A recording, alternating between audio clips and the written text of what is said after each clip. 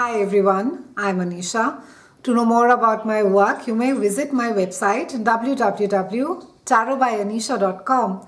For those of you who are seeking deeper clarity, be it in your love lives or your careers, for a personal consultation, you may write to me at tarotbyanisha@gmail.com.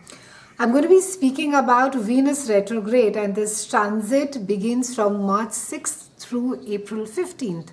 And every 1.5 years, so when Venus moves ahead of the Sun during a retrograde, it's going to start moving backwards in the sky till the time it reaches a point of being exactly 21 to 29 degrees behind the Sun. And this is what we call really as a retrograde. It's just a sense of the planet moving or retracing its steps back.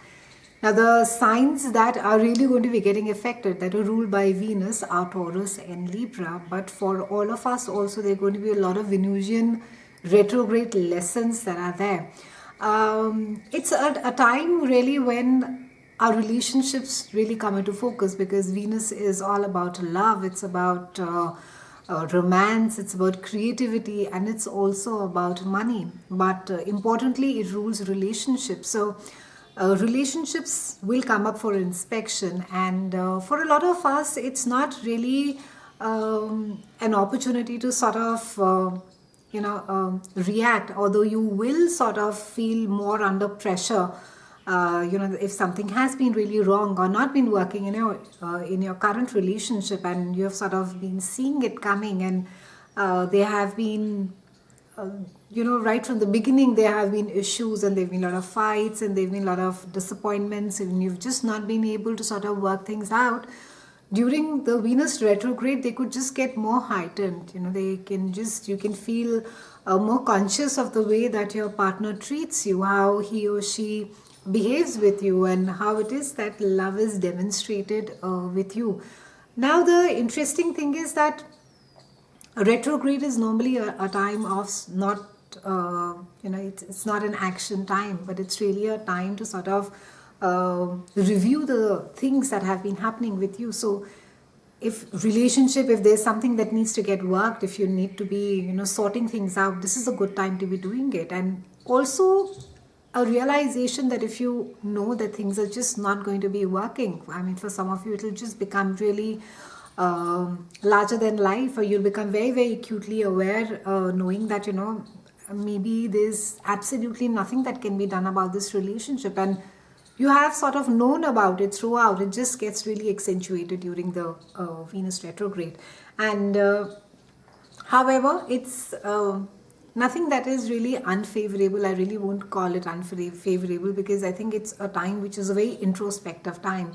It's a time to sort of even look at yourself on the kind of people that you're attracting to yourself. What is the kind of energy that you're giving out? So if there is a pattern that has got formed, if you've become used to sort of being in toxic relationships, or if you have been sort of been attracting partners who are either constantly abusive or derogatory or not supportive of you, then during this time it'll just get more, it'll become more apparent, that it's not going to be working, and it's not really putting you in a happy place.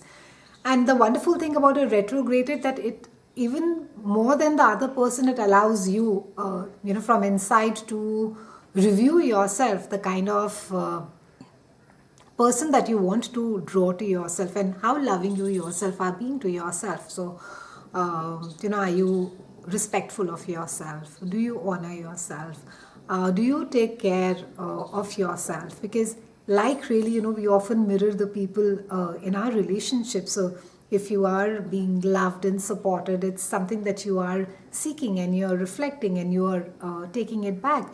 And not to say, of course, that, consciously all of us invite abuse, or we invite challenging relationships to ourselves, but it's really a time to be working things out. It's a time of introspection. It's a time of realizing that what is it that you really want out of a relationship?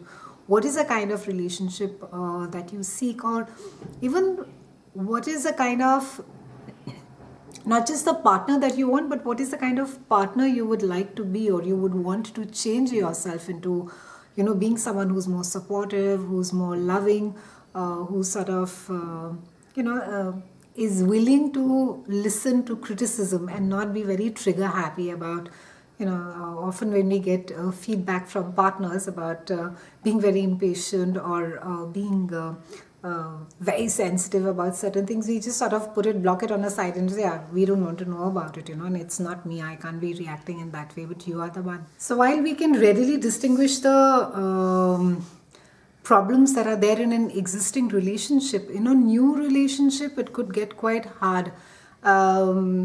Relationships that are begun during a Venus retrograde normally don't really last, because either the person whom you have got involved with is not really whom you thought that the person is, or you thought the person was someone who's going to save you, or there's a deep soul connect, but post a retrograde you'll just realize that it was just maybe during that phase it was that you just felt in a very different way. And also Venus, while really doesn't speak about the retrograde, doesn't really speak about a deception, but it's really a distorted view or an attitude. So you may not be having all the details or clarity while getting into a new relationship during a Venus retrograde. So you have to be be sort of cautious. Don't take a decision during a retrograde. If it's a new relationship, take it easy. Don't be in a rush to elope and get married. Wait till the retrograde is over. Have more facts. Understand things more. Understand the person better.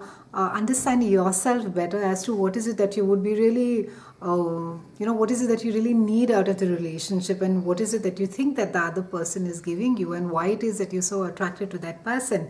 And the retrograde also, the Venus retrograde also offers opportunity for reconciliation. So if there's enough deep bond, there's a lot of emotional depth and commitment in a relationship, then you can be certain that the retrograde is just going to help you sort of evaluate and let go of things which have, they've just sort of become trigger points, or you've just become, you're just sort of scratching that same old wound again and again. And again, during a retrograde, when the wound comes up for inspection, so rather than scratching it, you can just sort of heal it, put it on a side, and you can move ahead in the relationship. Now, the best ways I think to look at a Venus retrograde is also that, while during a Mercury retrograde, so for example, while we complain about, texts going off to the wrong person or losing data, during a Venus retrograde, you should watch out for some very tall proclamations of love or some very dramatic gestures that get done. So be careful about buying something really expensive during a Venus retrograde. Try not to sort of, buy something really beautiful and expensive for your partner. You may just sort of regret it. Even as far as doing makeovers is concerned, wait till the retrograde is done. Wait till the retrograde is over. So whether it is a cosmetic makeover that you're waiting for, or whether it's you're looking at redoing your wardrobe or your hair, wait till the retrograde is over, because our mind is sort of playing tricks also during the Venus retrograde, and we may just feel, oh, this really feels like a really wild idea, and by the end of it you may just really regret it. So also it's good to keep in mind that everybody is going through the retrograde, so it's not just you. I mean, your partner could be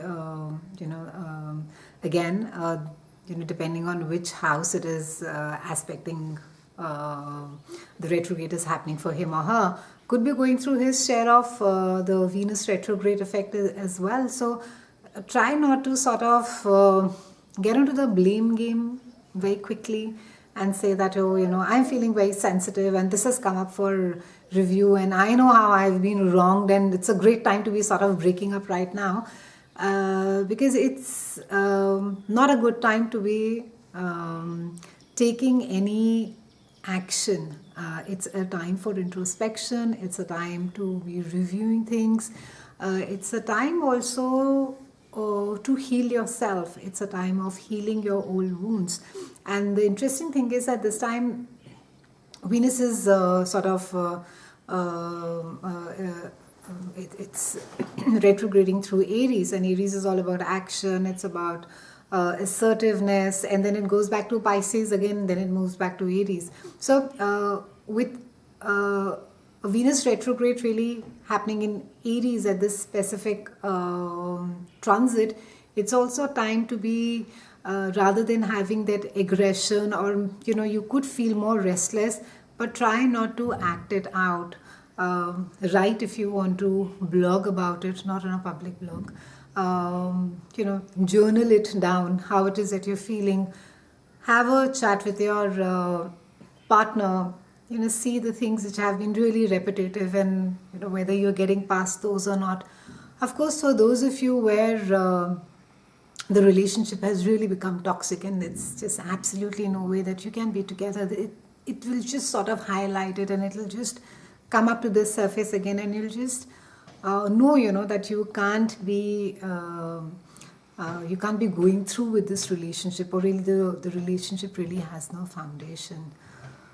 So I'm wishing all of you a peaceful, a healing, and reflective Venus retrograde.